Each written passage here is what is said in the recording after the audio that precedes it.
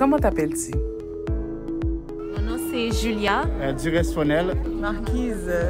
Céline. Un ouvrier, qu'est-ce que c'est pour toi? Les gens qui aident pour les offrandes à passer les paniers, etc., qui font des nettoyages ou peu importe. Pour moi, un ouvrier, c'est quelqu'un qui, dans le ministère, on est en train de travailler dans le champ missionnaire. C'est quelqu'un qui œuvre dans l'entreprise du Seigneur. C'est quelqu'un qui travaille, par exemple, à l'église. Et un leader, c'est quoi pour toi? Ceux qui font les écoles du dimanche, les prédications, etc. Un leader, c'est quelqu'un quand même qui dirige, qui s'assure que le peuple s'en va dans la bonne direction. C'est quelqu'un qui influence les gens dans la bonne direction. Le leader, c'est comme un chef, genre, par exemple le pasteur. Ensemble, découvrons ce que les membres de Bethesda pensent. C'est intéressant, frères et sœurs, de remarquer bien, ayant lu maintenant le passage dans cet esprit où Jéthro a conseillé à Moïse comment implémenter son ministère. Il est important de noter que le but des conseils de Jéthro à Moïse n'était pas de faire de lui un leader. Je reprends. Il est important dans la lecture de reconnaître que le but de Jéthro dans ses conseils n'était pas de faire de Moïse un leader. Moïse était déjà un leader. Moïse était un leader prodigieux, surnaturel. Dieu était avec lui. Dieu était avec lui. Dieu avait fait de Moïse Dieu pour Pharaon. Et comme plus tard, je lui-même le dira au peuple, est-ce que vous avez jamais vécu cela, vu cela, où Dieu est entré dans un pays pour sortir une nation? Écoutez-moi, c'était un leader prodigieux, surnaturel, et Dieu était avec lui. Mais devant la taille et le défi de la tâche de conduire le peuple d'Israël dans la terre promise, Jéthro avait conseillé fortement Moïse. Il avait conseillé fortement à Moïse, le prodigieux leader du peuple d'Israël, d'être encore un plus grand leader. Jéthro avait conseillé à Moïse, le prodigieux leader du peuple d'Israël, d'être encore un plus grand leader. J'insiste encore sur cette expression, un plus grand leader. Le leader des leaders. Avez-vous remarqué qu'il a parlé de chef de 1000, chef de 100, chef de 50, chef de 10, le leader des leaders. Comment? En développant des leaders. En développant des leaders. Comme Ruth Batton a dit dans son livre, Moïse était un grand leader, mais il devait apprendre comme nous tous aussi d'ailleurs, comment trouver le mode de vie qui fonctionne, toujours dans son livre à la page 102. Et c'est justement la raison pour laquelle le thème de la conférence de cette année est le développement des leaders. Et le sujet d'ouverture de cette conférence que je traite pour vous ce soir est l'importance du développement des leaders parmi le peuple de Dieu. C'est aussi important dans le monde séculier, dans les grandes compagnies, et c'est pour ça que le sujet de leadership est tellement présent partout aujourd'hui, dans toutes les sphères de la société. Mais écoutez-moi, c'est extrêmement important. Le sujet d'ouverture de cette conférence que je traite pour vous, l'importance du développement des leaders parmi le peuple de Dieu. Et tout cela, frères et sœurs, c'est afin que vous et moi, nous soyons de plus grands leaders pour répondre aux défis modernes du ministère. La raison de cette conférence, c'est pour que vous et moi, nous soyons de plus grands leaders. répondant aux défis modernes actuels du ministère. C'est exactement ce que le Seigneur Jésus-Christ, le parfait leader, le leader par excellence, avait fait avec les apôtres qu'il avait choisis, selon Marc chapitre 3, versets 13 à 15, pour deux buts principaux, deux raisons principales. Eh bien, il les avait, et puis c'était pour les avoir avec lui et pour les envoyer prêcher. Et le texte nous dit qu'il les avait préparés. Le Seigneur Jésus-Christ les avait préparés, il les avait développés. Le leader par excellence avait développé ces hommes qu'il avait choisis. Puisqu'il les avait développés, aussi, à son rendez-vous avec eux en Galilée après sa résurrection d'entre les morts, tout juste avant de monter au ciel, le Seigneur Jésus-Christ avait pu confier aux disciples dans le temps et de tout temps le mandat de la Grande Commission. Parce qu'il les avait préparés, développés, il a pu leur confier le mandat de la Grande Commission que nous trouvons dans Matthieu 28, versets 19 et 20, qui dit « Allez, faites de toutes les nations des disciples, les baptisant au nom du Père, du Fils et du Saint-Esprit. » Ceux qui avaient suivi le message du pasteur Samuel dimanche dernier, écoutez, c'est le trésor du ciel que Dieu a mis dans les mains de ces hommes. Il leur a témoigné une grande confiance en faisant cela. Parce qu'il les avait préparés, il les avait développés. Et il a pu leur confier. Il a pu leur confier et cette grande mission. Mais n'oubliez pas, cette grande mission, la grande commission, pour, écoutez-moi bien, pour la continuité de l'œuvre. Pour la continuité de l'œuvre. L'Éternel avait demandé à Moïse de faire la même chose, de préparer Josué pour le succéder. Dans Nombre chapitre 27, versets 18 à 23. Et vous pouvez prendre note, si vous voulez, et lire le texte après, mais l'Éternel avait demandé à Moïse de faire la même chose. De préparer, développer, de lui donner une participation dans son ministère et pour que ce jeune homme se développât et se prépara pour le succéder, selon Nombre chapitre 27, versets 18 à 23. Et le prophète Élie avait fait la même chose avec son serviteur Élisée. Dans 1 Roi chapitre 2, verset 1er et verset 11 à 13. Et une chose qu'on ne doit pas oublier, une des grandes caractéristiques du leadership de l'apôtre Paul était son approche du développement des leaders. Et c'est pourquoi on l'appelle le leader des leaders, ou encore le pasteur des leaders, parce qu'il a dit à Timothée, écoutez, ce que tu as entendu de moi, confie-le à des hommes fidèles qui soient capables de l'enseigner à d'autres, et d'autres à d'autres, et d'autres à d'autres. Écoutez, c'était sa vision du ministère. C'est une des caractéristiques de son leadership. De Timothée chapitre 2, verset 3, verset 3, 2 et 3. Laisse-moi parler un tout petit peu de la différence entre ouvrier et leader. Et je suis étonné que notre sœur Esther avait interviewé les jeunes pour leur poser la question.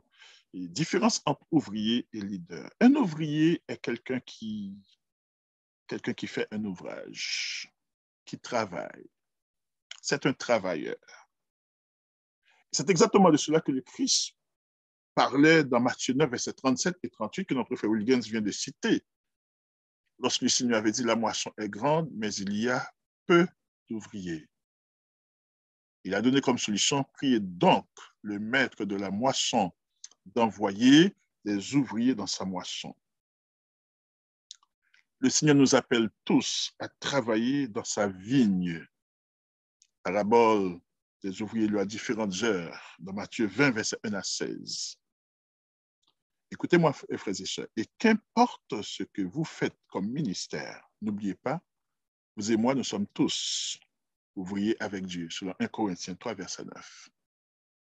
Qu'importe ce que nous faisons, comme ministère. Nous sommes tous ouvriers avec Dieu, dans son champ, dans sa vigne. Selon 1 Corinthiens 3, verset 9. Un leader est une personne qui commande.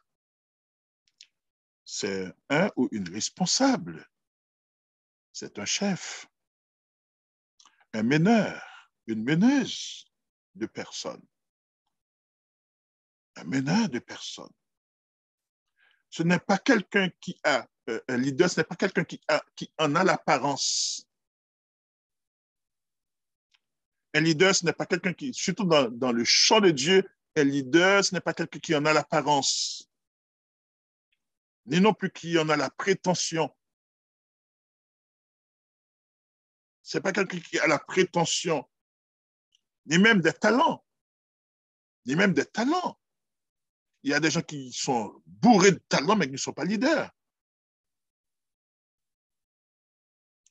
Ce n'est pas non plus quelqu'un qui a l'ambition,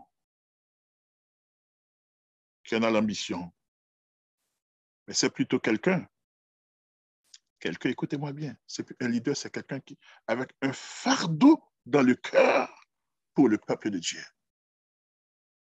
Un leader, c'est quelqu'un avec un fardeau dans le cœur pour le peuple de Dieu. Et je dirais même, un grand leader est quelqu'un qui a un grand fardeau dans le cœur. Un grand leader, c'est quelqu'un qui a un grand fardeau dans le cœur pour le peuple de Dieu et non pour ses ambitions personnelles. Laissez-moi vous donner quelques exemples. Pourquoi je dis cela? C'est parce que c'est ce que Dieu regarde et note. C'est ce que Dieu regarde et note. Le leader, c'est celui qui a un fardeau dans le cœur. Le grand leader, c'est celui qui a un grand fardeau dans le cœur pour le peuple de Dieu. C'est ce que Dieu regarde et note. Et non notre pédigree, ni notre palmarès. Exemple, Moïse. Écoutez, chers amis, réfléchissez un tout petit peu. L'échec de Moïse de sauver un Israélite du camp de la maltraitance des Égyptiens et sa fuite devant Pharaon est disqualifié comme leader à nos yeux. Et jamais, vous et moi, on aurait pris Moïse pour cette mission. Et Moïse ne croyait même pas que lui était capable. Et ce n'est pas expérience. Et cependant, il était allé regarder à son cœur. Un autre exemple, David, le négligé et le méprisé de sa propre famille. David, le négligé et le méprisé de sa propre famille. Un autre cas, Gédéon.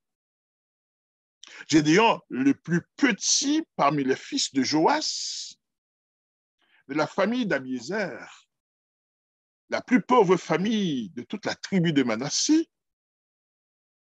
D'ailleurs, Dieu lui-même appelle ce fardeau dans le cœur pour le peuple une force qu'il veut bien utiliser pour faire de grandes choses, pour vaincre des armées puissantes. Et Dieu avait dit à Gédéon, va avec cette force que tu as. Juge chapitre 6, versets 14 et 15. Va avec cette force que tu as. Et pourtant, le jeune homme, c'était un jeune homme qui essayait de sauver sa vie et celle de sa famille en mettant à l'abri du blé. Et parce que la main puissante de Madian les traitait avec une telle dureté et méchanceté. Juge chapitre 6. Chers amis, à part Dieu qui ne considère pas ce que l'homme considère, mais plutôt qui regarde au cœur, qui d'autre aurait vu et choisi ces hommes que je viens de citer, et Moïse, et David, et Gédéon comme leader, et on aurait pu continuer la liste. À part Dieu qui regarde au cœur, qui ne considère pas ce que l'homme considère, qui d'autre aurait choisi ces hommes comme leaders? Le développement des leaders augmente notre potentiel de leadership. Le développement des leaders augmente notre potentiel de leadership. Et même si on est de grands leaders, c'était le cas de Moïse. Même si Dieu est avec nous et a accompli de grandes choses par nous, développer des leaders est une nécessité. Je reprends. Développer des leaders est une nécessité quand même on est de grands leaders et que Dieu est avec nous. Développer des leaders est une nécessité. Pourquoi donc il est si important de développer des leaders? Pourquoi donc? Le passage d'Exode chapitre 18, versets 13 à 23, nous donne 3 raisons principales pour lesquelles le développement des leaders est important. 3 raisons principales pour lesquelles le développement des leaders est important. Voici les 3 raisons. La première, c'est l'efficacité. L'efficacité. La deuxième, c'est pour ne pas être dépassé. Pour ne pas être dépassé. Et la troisième, pour la continuité. L'efficacité, ne pas être dépassé et la continuité. Maintenant, commence avec l'efficacité. L'efficacité. Pourquoi est-il donc si important de développer des leaders? Premièrement, pour l'efficacité. Nous avons probablement tous déjà fait l'expérience de notre rendement dans la fatigue et l'épuisement. Tous nous avons déjà fait cette expérience. À un niveau ou à un autre, à un moment ou à un autre, nous avons tous déjà fait l'expérience de notre rendement dans la fatigue et dans l'épuisement. Non seulement ce rendement est nul, quasiment nul, nous-mêmes, nous sommes vidés physiquement quand nous sommes épuisés, nous sommes vidés physiquement, nous le sommes aussi émotionnellement. Nous le sommes aussi émotionnellement. Maintenant, allons un tout petit peu, un peu plus pratique encore. Moi, je ne suis pas une personne de nuit, je suis une morning person. Je peux me lever très tôt le matin, étudier très tôt, et puis ma compréhension est bonne. Maintenant, quand aussi il est 11 heures du soir, je ne vaux pas grand-chose. Et par contre, je fais mes expériences avec moi, le m'a conduit, s'il commence vers 11 heures, ma conduite est dangereuse. Je ne sais pas pour vous. Quand on est épuisé, notre conduite est dangereuse. C'est pas non seulement conduite, non, je parle de conduite de voiture, donc à ce moment-là, c'est dangereux. Et non seulement cela aussi, je vais dire une autre chose. Des fois, pour les prédicateurs, les pasteurs, les moniteurs, les enseignants, je ne sais pas pour vous, mais moi-même, quand il est 1h, 2h du matin, et puis je ne sais pas ce que j'écris. Je laisse la ligne. Et même, j'écris des sottises. Quand le lendemain matin, je regarde ce que j'avais écrit, pendant 3 heures, même pas une ligne. Je me suis battu pour voir si je peux avancer. Je n'avance pas. Parce qu'il faut tout effacer. Je ne sais pas pour vous. Écoutez, à ce moment-là, on n'est pas efficace. On n'est pas efficace. Pourquoi donc le développement des leaders est si important? Pour l'efficacité dans le ministère, dans le service. Dans le service. Parce que quand on est épuisé, quand on est fatigué, notre rendement est quasiment nul. Et nous sommes quasiment dangereux à bien des égards. Et aussi, non seulement notre conduite, on écrit mal, mais aussi, je ne sais pas si vous voyez, on a des réactions, des fois, souvent comme sur le dos de la fatigue, de l'épuisement. On donne nos émotions à fleur de peau. On donne des réactions.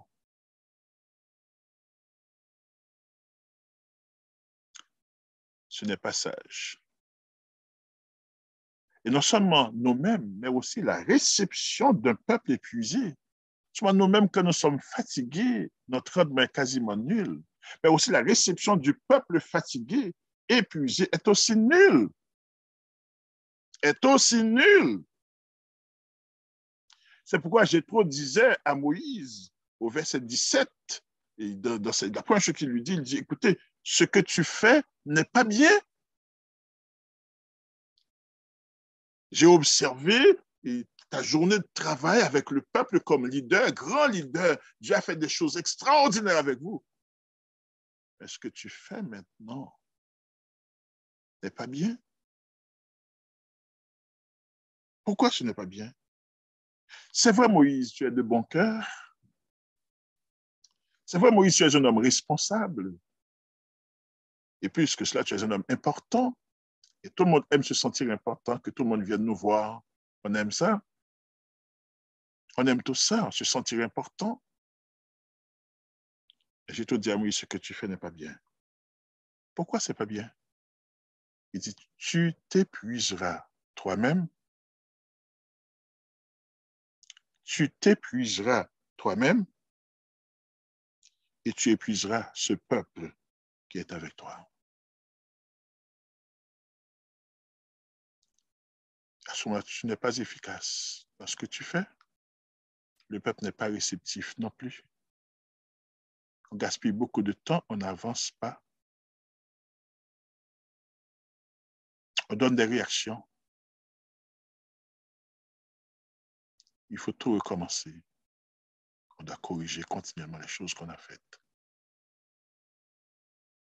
On n'avance pas.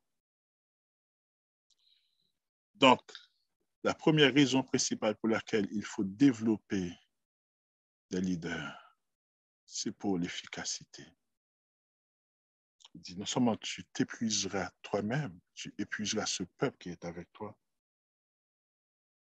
Et il dit, écoutez, à ce moment-là, donc il faut éviter ça. La deuxième raison pour laquelle il est important de développer des leaders, c'est pour ne pas être dépassé par la tâche.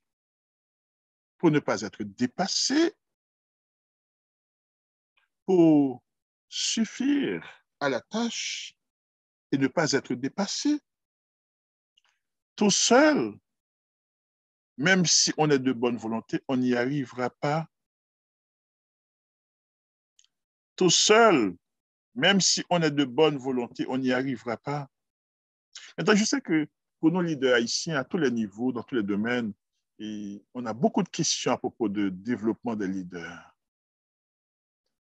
Je ne vais pas toucher, je vais laisser le soin au prochain conférencier de parler des implications, de parler, écoutez, et aussi du comment développer des leaders. Ce n'est pas mon rôle ce soir. Je ne fais qu'introduire en parlant de l'importance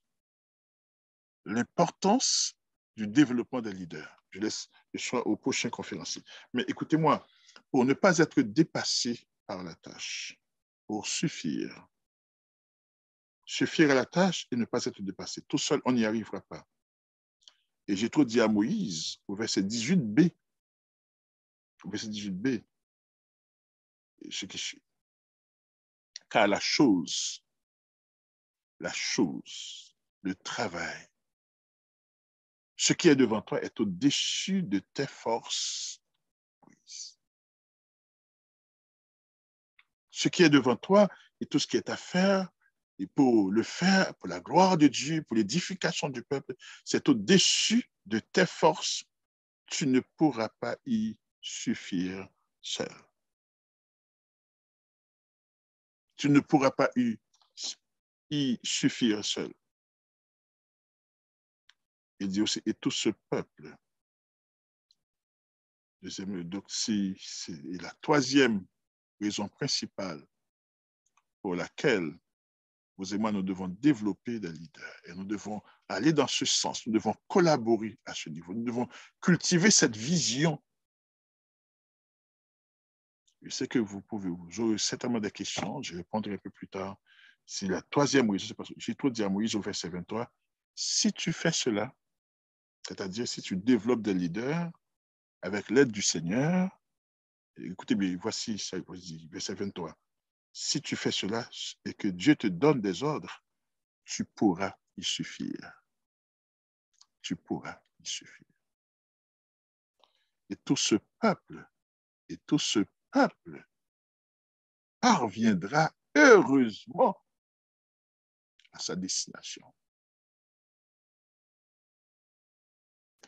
Les amis, ce n'est pas une plaisanterie, c'est sérieux. Le développement des leaders. Et ceux qui se penchent sur ce sujet, tant au niveau des grandes institutions du monde, constatent que c'est une crise que la société d'aujourd'hui vit parce qu'on ne développe pas des leaders. Et on ne le fait parce que beaucoup de leaders ne savent pas comment développer des leaders. C'est ce que exactement Malthus et Mancini constatent et disent aussi. Donc, la mentalité de développer des leaders, doit nous caractériser, particulièrement en ce temps difficile. Cette mentalité doit nous caractériser pour pouvoir amener le peuple de Dieu à destination, et cela efficacement et heureusement. La mentalité de développer des leaders. Je sais que ce n'est pas notre force, surtout comme communauté haïtienne, on n'a pas ce modèle devant nous. Et c'est vrai, des fois, les gens ne sont pas... Je sais que vous avez des questions, je vais vous laisser plutôt poser des questions. Mais comprenez bien, la mentalité de développer des leaders doit nous caractériser, particulièrement en ce temps difficile, pour pouvoir amener le peuple de Dieu à destination, et cela efficacement et heureusement. Car on ne suffira pas tout seul. On ne suffira pas tout seul. Tout seul, on n'y parviendra pas. Comme je dis, je laisse les implications, formation, délégation et confiance, et le comment faire pour les autres conférenciers qui suivront. Cependant, Exode 18, verset 24 nous dit une chose sur laquelle j'aimerais attirer votre attention. Le verset 24 dit ceci. Exode 18, verset 24 dit, Moïse écouta la voix de son beau-père et fit tout ce qu'il avait dit. Moïse écouta la voix de son beau-père et fit tout ce que celui-ci lui avait dit.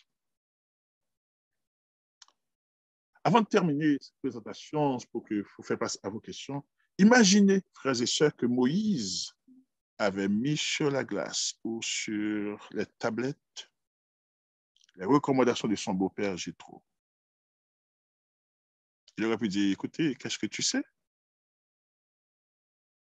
Écoutez, tu n'as pas vu ce que Dieu a fait, vient à peine de faire. Regarde le peuple. Le peuple est devant moi. On est sorti d'Égypte. On a traversé la mer Rouge. Qu'est-ce que tu sais? Mais le verset dit que Moïse écouta la voix de son beau-père et fit tout ce qu'il lui avait dit. Imaginez que Moïse avait mis sur la glace, ou sur la tablette, la recommandation de son beau-père Jéthro. Nous n'aurions pas eu cet enseignement qui a inspiré des leaders de toutes les générations.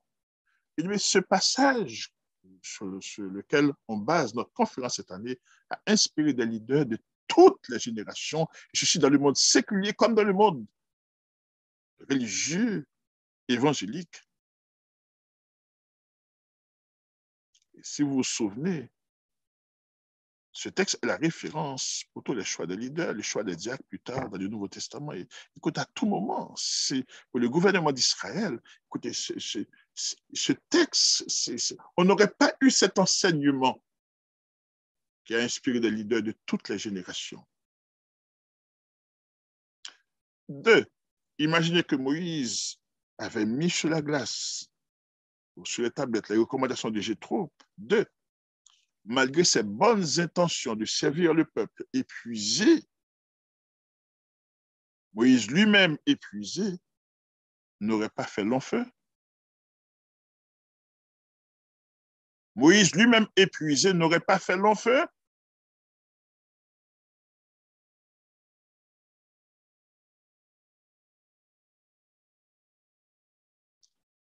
Imaginez que Moïse avait mis sur la glace les recommandations de son beau-père. 3, on aurait connu Moïse autrement.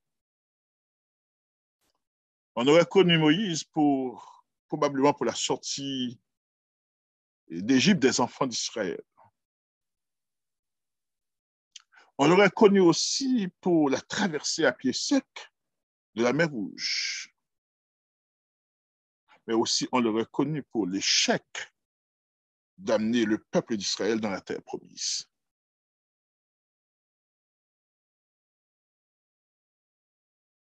On aurait connu Moïse autrement.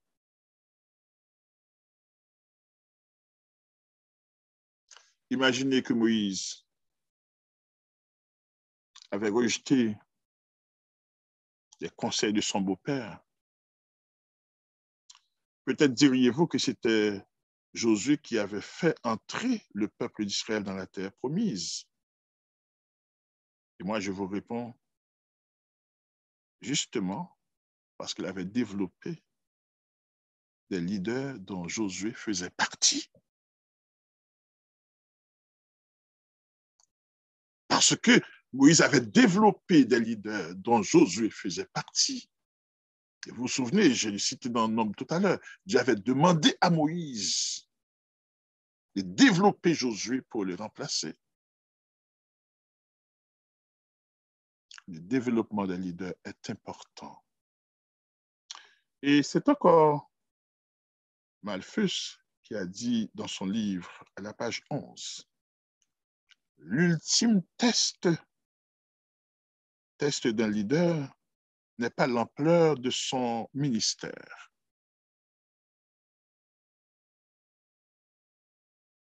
L'ultime test d'un leader n'est pas l'ampleur de son ministère, mais plutôt si ces leaders forment d'autres leaders qui peuvent soutenir l'Église ou l'organisation para-ecclésiastique quand il ou elle n'est plus présent. On parle de la continuité. C'est exactement ce que Jésus avait fait avec ses apôtres.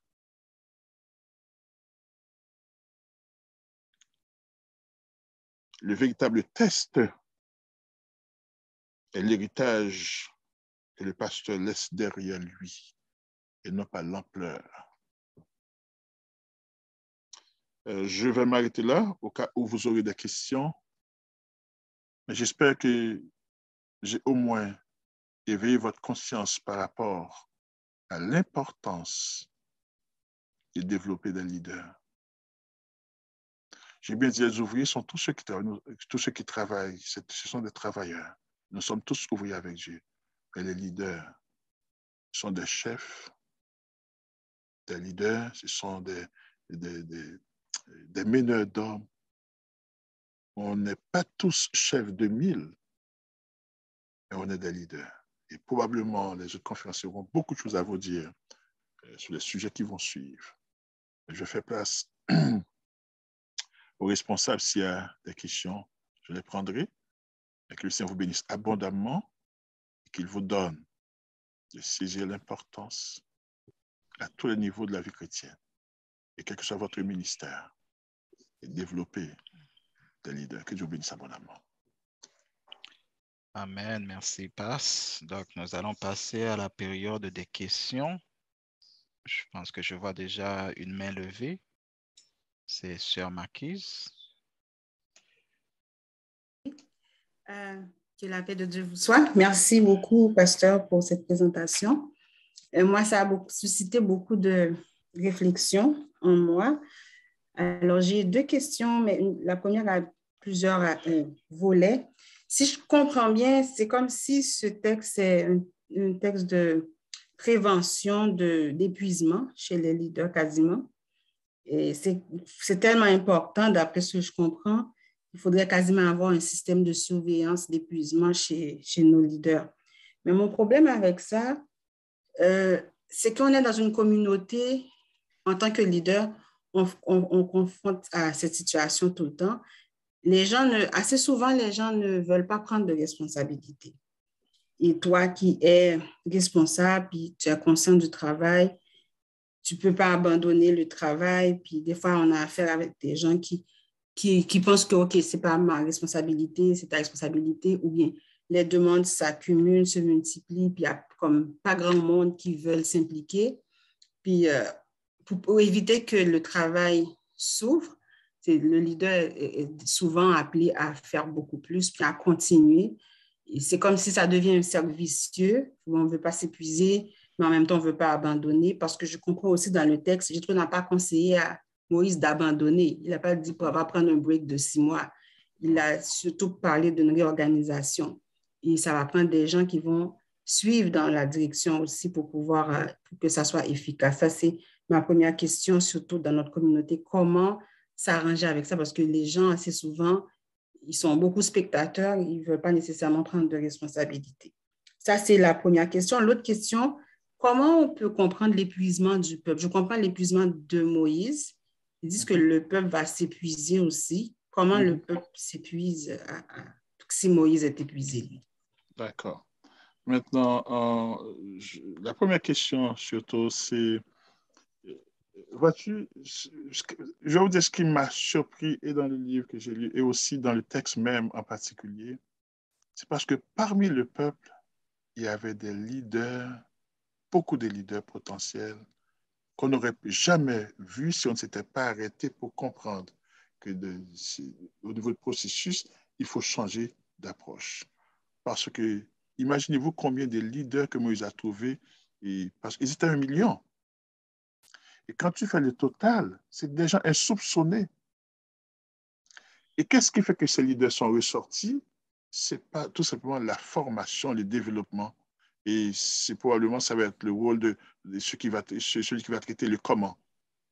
Mais c'est intéressant d'investir dans la formation des leaders. Et Jésus nous a donné un bel exemple. Oh, bien sûr, parmi les 12, il y en a un. Mais imaginez-vous, 1 sur 12. C'est moins que 10%. Je sais que dans notre culture, on a peur de s'investir parce que c'est vrai, il y a des cours ou des fois qui sont très durs. Mais écoutez-moi, c'est le Seigneur qui veille sur tout cela aussi, c'est son œuvre.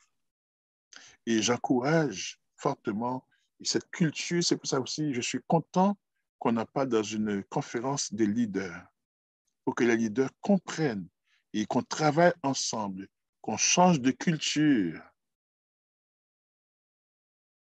qu'on compte sur le Seigneur, compris pour développer des leaders. Et vous serez étonnés. Et si je prends l'exemple de l'apôtre Paul, il a connu quelques abandons. Mais aussi, Paul, quand il était dépassé, quand il était en prison, il y avait quand même quelqu'un qui pouvait aller à sa place, visiter les chrétiens, lui donner un rapport. Parce que l'investissement n'a jamais été vain. Il y a des moments difficiles, c'est vrai, mais le Seigneur bénit le travail parce qu'en fait, le champ est son champ. Et j'encourage cela. Maintenant, pour la deuxième partie de ta question, voilà l'observation de Jéthro. Quand maintenant les gens étaient à la file indienne, attendaient Moïse et pour aller devant lui, pour arriver à Moïse, pour avoir une réponse de Dieu, ça prenait du temps. Maintenant, imagine-toi que je vais juste prendre l'exemple, tu es allé pour ton vaccin et tu attends dans la ligne depuis 6 heures du matin Et puis à 5 heures, tu es encore dans la ligne. Tu es tellement épuisé maintenant. Seulement, si ça arrive une fois, ça ne va pas arriver 2 fois. C'était l'épuisement du peuple. Parce que l'approche, et c'est pour ça, exactement pour cette raison que Jésus lui avait dit, tu t'épuiseras toi-même, tu épuiseras aussi le peuple qui est avec toi. Et c'est pour ça qu'il va lui donner une forme de stratégie de comment faire, que je ne veux pas toucher moi-même, ce n'est pas mon sujet, mais il va lui donner une stratégie. Et c'est pour ça aussi, je dis à tous les ouvriers, respectez les consignes que Dieu donne parce que c'est bon pour nous tous. C'est bon pour tout le monde. Et c'est important. Mais j'espère que ça a répondu à vos questions ce matin. Merci. Chère Elsie, c'est ça? Oui, c'est bien ça. Oui. Alors, Cécile. Oui, bonsoir tout le monde. Bonsoir, Cécile. Bon, alors, moi, c'est peut-être une petite réaction aussi à la question de Sœur Marquise. On peut, nous capables d'aborder aussi dans un autre sens. Les leaders sont, des fois, c'est difficile pour faire délégation parce que c'est une épreuve liée pour les leaders là, qui a développé des leaders. Parce que quand on développe des leaders, il faut aussi accepter que le leader là a propre style et tout. Des fois, on dit les gens ne veulent pas s'impliquer parce que justement, pas gagner une reconnaissance du fait que c'est pas parce que c'est pas fait comme moi je le fais que normalement, donc directement pas gagner un résultat. Donc, c'est très important pour que le leader aussi capable, en développant des leaders, capable aussi analyser style leader pour orienter lui, pour capabilité quand même authentique et efficace aussi. C'est dans ce sens-là que des fois, on ne voit pas de leader. Personnellement, je l'ai expérimenté. Au début de ma carrière, j'aimais ça, le faire moi-même. Parce que dans la tête, moi, c'est là que l'a bien fait. Alors qu'on l'autre capable de faire aussi bien que moi, mais pas faire le même genre avec moi. Donc, ça aussi, c'est un frein pour le développement des leaders. Merci beaucoup pour le commentaire, Chelsea. Si tu me permets d'ajouter un autre élément aussi, et puis je pense que probablement demain, celui qui va faire la conférence va parler des qualifications, on va voir. Mais c'est intéressant parce que, vois-tu, quand on a beaucoup de leaders, s'il n'y a pas une règle à suivre, s'il n'y a pas une directive, eh bien, on va se perdre, c'est l'anarchie. Et c'est pour cette raison aussi, la formation est d'une très grande importance. Et c'est ce que j'ai trouvé recommandé de faire. Et il lui a donné une stratégie. Comme je dis, j'essaie de ne pas empiéter, mais donc vous aurez certainement la réponse. Mais écoutez-moi, les amis, c'est pour ça que j'adresse l'invitation à tout le monde qui veulent servir et qui servent déjà. C'est intéressant. Vous savez, tout le monde n'est pas leader de 50. Il y en a qui sont leaders de 10. Il y en a aussi qui sont leaders de 100. Il y en a aussi qui sont leaders de 1000. Mais écoutez, quand on travaille dans la même direction pour le même but, et c'est ce qui fait le succès, c'est ce qui fait la force. Et c'est un travail extraordinaire. Et je pense que c'est intéressant parce que les instructions sont données. En suivant la conférence, vous aurez d'autres réponses s'il faut que j'ajoute peut-être un commentaire si c'est nécessaire. Mais c'est important de comprendre cela. Et puis, moi, ce qui m'a surpris, c'est parce que parmi le peuple, il y avait tous ces leaders-là. Mais il fallait les développer. Merci. Nous allons prendre la prochaine question de la sœur Nice parce qu'il ne reste pas beaucoup de temps. Donc, pour avoir plus de questions, donc nous allons passer à sœur Nice, puis on va poursuivre avec le programme par la suite. Merci. Merci. Merci beaucoup, pasteur. J'ai vraiment beaucoup aimé.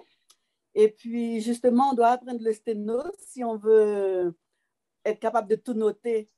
Parce que vous avez aussi parlé que si Moïse n'avait pas écouté les recommandations de Jéthro, est-ce que vous pouvez reprendre les 3 points que vous avez soulignés, s'il vous plaît? Certainement. Je dis que nous n'aurions pas eu cet enseignement qui a inspiré des leaders de toutes les générations. C'est la première chose. on n'aurait pas eu cet enseignement. Vous savez que, écoutez, le modèle de Moïse est utilisé dans le monde séculier comme dans le monde évangélique, parce que c'est un grand leader. Un grand leader.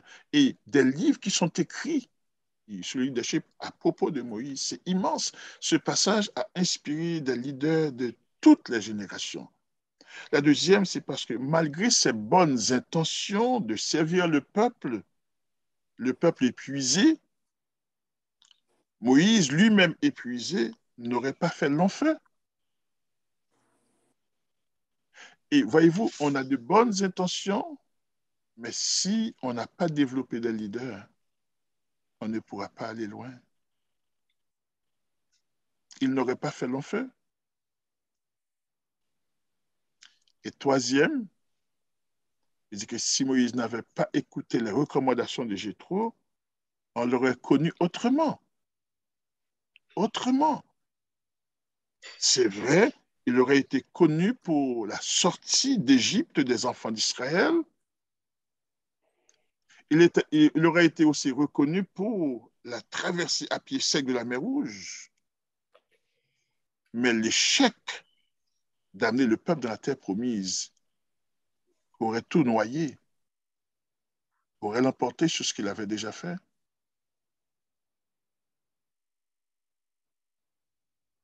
Et j'aime bien ce que l'auteur a dit, l'ultime test d'un leader n'est pas l'ampleur de son ministère, mais si ces leaders forment d'autres leaders qui peuvent soutenir l'Église ou l'organisation para-ecclésiastique quand il ou elle n'est plus présent. J'aime bien. Est-ce que c'est correct, Shanice? Merci beaucoup, pasteur. D'accord. Merci, pasteur, pour tous ces mots d'encouragement et comment aussi développer des leaders. Donc, nous allons passer la parole à Esther pour qu'elle fasse des annonces, si annonces il y en a. Puis par la suite, je vais demander au pasteur de faire la prière finale et de donner aussi la bénédiction. Parfait, merci beaucoup. Merci, frère Wiggins. Merci, pasteur. Merci pour cet enseignement. Donc, les annonces, c'est très simple. Demain, si Dieu veut, on vous attend encore une fois à 19h pour ce temps de conférence. On aura un conférencier différent demain soir. On va aussi avoir des réponses différentes à propos de ce qu'est un ouvrier, ce qu'est un leader, et aussi à propos, on va entendre parler d'un autre ministère. Donc, on vous attend demain, si Dieu veut, à 19h. Encore sur la même ligne du Zoom, invitez des amis, n'hésitez pas. On est là jusqu'à samedi soir. Puis dimanche matin, on va clôturer dans notre service habituel. On est là tous les soirs, donc que ce soit jeudi, vendredi et samedi soir dès 19h, donc 7h du soir sur la ligne Zoom. Je vois que quelqu'un a la main levée. Je ne sais pas si c'est quelque chose que vous aimeriez nous dire. Bonsoir. Bonsoir. Et j'ai beau apprécier l'intervention, mais j'aimerais poser une question. Je ne sais pas si c'est trop tard. Bien sûr, allez-y, on va vous donner l'opportunité. Étant donné que, oui, je suis Marie-Wissa Bien-Aimée Marcelin, de la première église baptiste de Port-au-Prince, j'aimerais poser une question. Est-ce que, normalement, Jéthro avait entendu... Jéthro représentait un leader pour... Est-ce que normalement on ne devrait pas... Est-ce que le leader devrait avoir quelqu'un, disons, un mentor lui-même en soi? Parce que Jéthro représentait un leader pour Moïse. Merci beaucoup pour la question, Madame Marcelin. Écoutez, vous savez que Dieu, dans sa grande bonté, sait à qui et quelle personne utiliser pour nous parler. Et à la hauteur du leadership de Moïse, sa grandeur, tout ce que Dieu a accompli par lui, il n'y avait pas beaucoup de personnes qui pouvaient lui apporter cet enseignement, qui pouvaient lui dire, écoutez, ce que tu fais n'est pas bien. Ok. Jethro était la bonne personne que Dieu avait utilisée. Et remarquez bien la crainte des gens qui disent, si Dieu te permet, je vais te donner un conseil, si Dieu est d'accord, on voit la crainte de Dieu, mais Dieu avait utilisé ce monsieur parce que, écoutez, comment est-ce que j'aurais pu dire toutes ces choses à Moïse? On aurait pu penser le contraire. Mais Dieu sait utiliser les bonnes personnes pour nous parler. Parce que Moïse était son serviteur choisi, un grand leader, mais il lui fallait cet enseignement-là. Il lui fallait ces conseils-là, et Dieu avait utilisé la bonne personne. Dieu l'a amené au bon moment. Dieu lui a ouvert les yeux sur le fonctionnement de Moïse, pour ensuite lui communiquer ce que Dieu lui avait confié. Donc, c'est sûr que dans la vie chrétienne, c'est toujours bon d'avoir un mentor. OK, Ça très nous bien. aide énormément, énormément dans tout ce que nous faisons. OK, merci. Bienvenue. Ingénieur Mansin a une question. Donc, je tiens à remercier Pasteur Fritzbert pour son intervention. Et ma question est celle-ci, Pasteur Fritzbert. Et tenant compte que trop d'églises et d'organisations para-ecclésiastiques fonctionnent à l'aveuglette, s'appuyant sur des principes et des stratégies provenant du monde singulier. En ce sens, quel rôle le leader ou bien le leadership pourrait apporter en ce sens? Je pense que ceux qui vont suivre cette loi vont traiter et donner la réponse beaucoup plus amplement, mais je crois que c'est important que maintenant, comme peuple, on soit discipliné. Par exemple, aujourd'hui, il y a tellement de gens qui parlent et qui ont l'occasion de parler, qui ont les mêmes facilités sur Internet de faire des choses. Écoutez-moi, si on n'est pas discipliné, on va s'égarer. Et c'est pour cela que dans l'enseignement, c'est important, aussi dans le leadership, je reprends le commentaire de Sœur Elsie tout à l'heure, et pour voir combien c'est important pour nos leaders d'être du même voie et de viser le même but. Voyez-vous, comme leader, il faut comprendre que nous travaillons tous pour amener le peuple à destination. Et à ce moment-là, il y a un leader au-dessus de vous. Et il y avait une stratégie à respecter. Et vous allez voir qu'il y a des gens qui ne veulent pas suivre aucune stratégie et qui se retirent, qui font des choses à part. Et c'est pour ça que les chrétiens doivent être très vigilants et très sages pour ne pas tomber dans le piège. Parce qu'une fois tombé dans le piège, c'est plus difficile de s'en sortir. Mais c'est très commun aujourd'hui, c'est très à la mode aujourd'hui, et c'est beaucoup plus facile encore, et c'est très dangereux. Est-ce que ça répond? Merci, pasteur. Merci, pasteur. C'est édifiant. Parfait. Donc, on va conclure. J'ai une petite mention. Le pasteur avait mentionné dans sa conférence la Bible, c'est notre base. Puis, je pense qu'elle est aussi, veut pas, la base de plusieurs, même inconsciemment, de plusieurs façons que les entreprises font. Donc, oui. On doit garder ça en tête aussi. Plusieurs se basent sur les fonctionnements bibliques pour opérer. On va conclure. Donc, je veux remercier tout le monde qui s'est présenté ce soir. On ne va pas vous garder plus longtemps. On va simplement chanter un chœur pour terminer et puis vous permettre de quitter. Donc, Frère Wilkins va reprendre pour la prière finale et la bénédiction. Je ne sais pas s'il avait quelqu'un de désigné, mais moi, je vais juste chanter un chœur, un couplet, et puis après ça, on va pouvoir terminer. Béni soit le lien qui nous unit en Christ, le saint amour, amour divin, que verse en nous l'Esprit. Pasteur, il faudrait ouvrir ton micro. Si la sœur Mireille est là, est-ce que la sœur Mireille veut terminer pour nous par la prière? Est-ce qu'elle peut parler, elle peut communiquer? Sœur Mireille de Boston.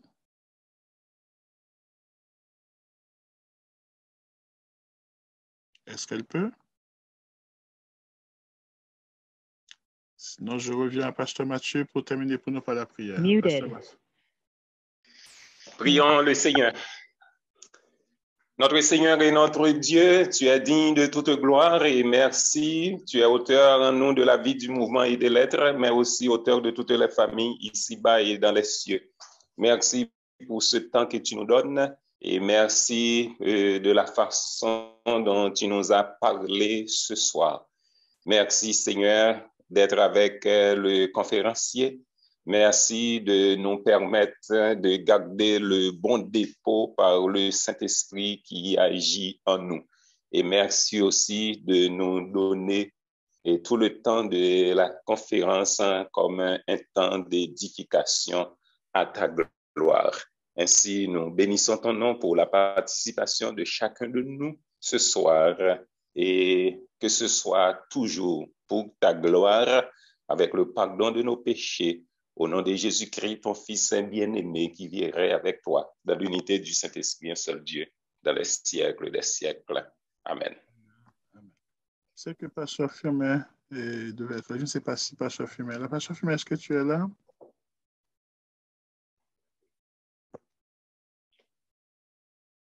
Pasteur Firmin? Pasteur Samuel prononce la bénédiction. Bon. Recevons la bénédiction et que la paix et la grâce de notre Seigneur et Sauveur Jésus-Christ, l'amour de Dieu le Père, la douce intime communion de cet esprit reste et demeure sur chacun de nous pour que nous soyons des disciples fidèles, prêts à servir, prêts à faire le travail du roi des rois, dès à présent et pour toute l'éternité. Amen. Bonne soirée tout le monde. Merci infiniment. Bonne soirée tout le monde. Bonne soirée tout le monde. Que le Seigneur vous bénisse. 5 faits intéressants à propos des hommes. Savez-vous que les hommes sont là pour intercéder pour les besoins de l'Église? Savez-vous que les hommes sont là pour prier pour l'unité et le progrès spirituel du groupe d'hommes? Saviez-vous que les hommes sont là pour témoigner leur solidarité dans la prière et économiquement pour aider un frère vivant dans les difficultés diverses? Savez-vous que les hommes sont là pour contribuer dans l'œuvre du Seigneur? Et saviez-vous que les hommes sont là pour prier pour les leaders, le corps pastoral et les besoins de l'Église?